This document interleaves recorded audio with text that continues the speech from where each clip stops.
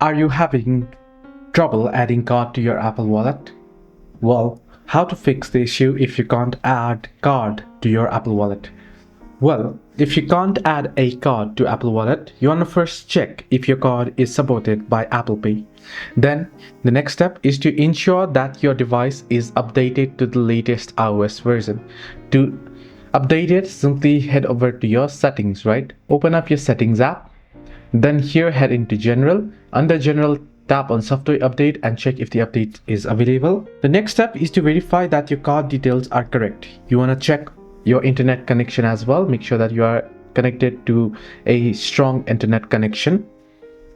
And if the issue persists, you can contact your bank or card issuer to confirm compatibility and troubleshoot further. You might also need to check for regional restrictions or service outages as well. So hope this video helped you. Do like and subscribe, and do not forget to leave a comment down below if you have any further issues.